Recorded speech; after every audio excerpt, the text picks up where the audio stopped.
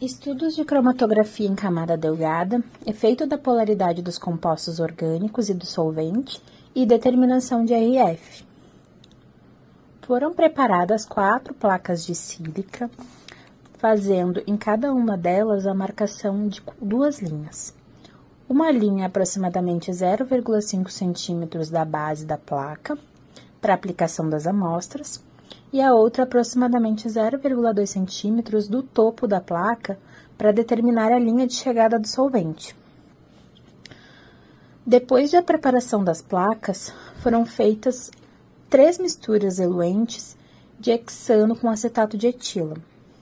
Uma delas, a 95% de hexano, 5% de acetato de etila, a outra 90% de hexano com 10% de acetato de etila, e a última 80% de hexano com 20% de acetato de etila. Também foi preparada uma mistura 50% hexano e 50% tolueno.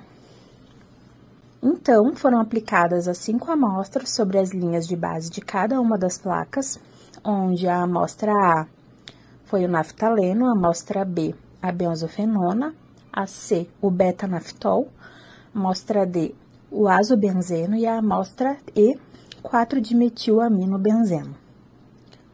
A cromatografia é um método de separação de substâncias e pode ser aplicado para análise qualitativa, determinar qual a substância, e também quantitativa, o quanto da substância se tem. No primeiro experimento, aplicamos a cromatografia de camada delgada, que se emprega somente para fins qualitativos. Essa técnica é a única em que a corrida das substâncias se dá no contrafluxo da gravidade. A camada delgada pode ser um pedaço de papel cromatográfico ou um pedaço de metal com pó de sílica aderido a ele.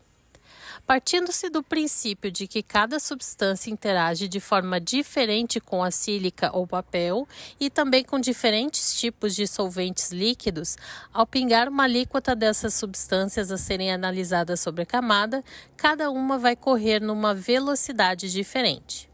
As que tiverem mais regiões aceptoras e doadoras de hidrogênio vão interagir mais com as plaquinhas, também conhecidas por serem fases estacionárias na cromatografia. Por outro lado, as substâncias que não interagirem com hidrogênio terão mais afinidade com o solvente, que é determinado fase móvel na cromatografia. Resumindo, quanto mais a substância tiver afinidade com a fase estacionária, mais devagar ela corre pela plaquinha, e quanto menos afinidade com a fase estacionária, mais rapidamente ela será arrastada pela fase móvel. Foram então adicionados em béqueres de 50 ml uma pequena quantidade de cada uma das fases móveis preparadas, de maneira que a fase móvel não entre em contato direto com a amostra. Então, foram introduzidas as placas cromatográficas em cada um dos béqueres com as misturas eluentes, podendo-se observar visualmente o solvente eluindo na placa até chegar ao topo. Assim que o eluente chega no topo, as placas foram retiradas com a pinça e, após estarem secas, foram feitas as revelações das manchas. Foram utilizados 2 métodos. Primeiro foi utilizada a revelação com a lâmpada de UV, com comprimento de onda de 254 nanômetros, e depois foi feita a revelação com a cuba de iodo. Para cada uma dessas revelações, foi feita a marcação do centro de cada mancha cromatográfica para ser realizado o cálculo do RF, que é o fator de retenção de cada amostra para cada eluente.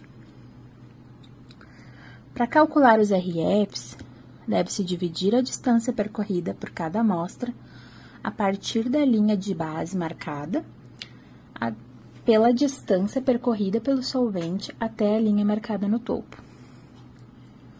Os compostos eluem pela placa de acordo com a sua polaridade e também de acordo com a capacidade de formar interações com a fase estacionária. Certo, mas e como isso nos auxilia a saber que substância é essa? Bom, em primeiro lugar, a característica dessa corrida, se é mais rápida ou lenta, é uma espécie de RG de cada substância, exceto se estejamos comparando isômeros que têm características químicas iguais, o que não é algo muito comum neste tipo de análise. Quanto aos reveladores, eles podem ser não destrutivos, como é o caso da luz ultravioleta, ou destrutivos, como no caso de alguns produtos químicos que vão conferir cor ao rastro da nossa substância analisada.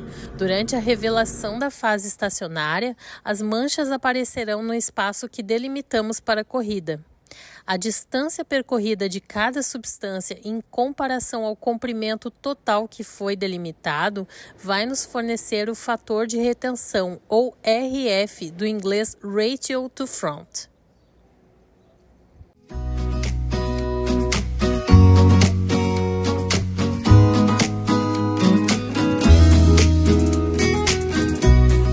Começamos a preparar a coluna, cobrindo a extremidade de saída com uma pequena quantidade de algodão, para assim evitar a perda de fase estacionária. Seguimos preenchendo a coluna com aproximadamente 10 cm de sílica gel, de 70 a 230 mesh. Retornamos a sílica medida na coluna para um becker de 50 ml e adicionamos uma pequena quantidade de eluente, de maneira a formar uma espécie de gel. Falando agora de cromatografia em coluna, ela vai seguir as mesmas premissas de que um analito vai correr mais se tiver afinidade com o solvente ou menos se tiver mais afinidade com a fase estacionária. Nesse caso, estamos falando de pó de sílica gel. Despejamos a sílica gel eluída no topo da coluna utilizando um funil simples e mantendo a torneira aberta, para assim recolher novamente o solvente que passa pela coluna em um frasco. Repetimos essa operação até que todo o conteúdo da sílica gel restante no becker seja adicionado e esperamos o adsorvente se compactar antes de iniciarmos o processo. Pesamos aproximadamente 20 mg da mistura dos compostos D e E, que correspondem ao azobenzeno e ao 4-dimetilamino-azobenzeno, e dissolvemos na menor quantidade necessária de fase móvel, apenas com algumas gotas. Os solventes escolhidos para realizar a cromatografia em coluna foram a mistura de hexano com acetato de etila, na proporção de 95:5, e hexano e tolueno, na proporção de 1:1. A aplicação da amostra foi feita com uma pipeta de Pasteur, pela extremidade superior da coluna. Neste caso da coluna, a corrida é feita a favor da força da gravidade, podendo também ser submetida a uma determinada pressão de ar na entrada para eluir o solvente mais rapidamente, desde que essa velocidade não influencie a ponto de não separar os compostos da substância analisada.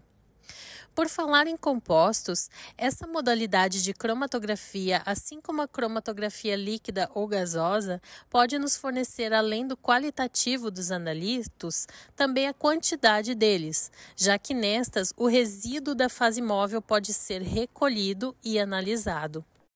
Uma vez adicionada toda a quantidade de amostra, iniciamos então a eluição preenchendo a coluna com a fase móvel aos poucos. Podemos observar visualmente a separação entre as manchas durante a eluição. É importante manter sempre o nível de solvente acima da superfície para evitar que a sílica seque. Outras vantagens dessa modalidade de cromatografia são a possibilidade de se fazer misturas de solventes com frações diferentes de cada um para eluição em modo chamado gradiente, já que a substância a ser separada pode ter compostos que interagem mais com um tipo de solvente do que com outro por suas características químicas já citadas. Recolhemos as diferentes frações em tubos de ensaio, de mesmo volume. Nos tubos também é possível observar a mudança de coloração conforme avançamos na separação.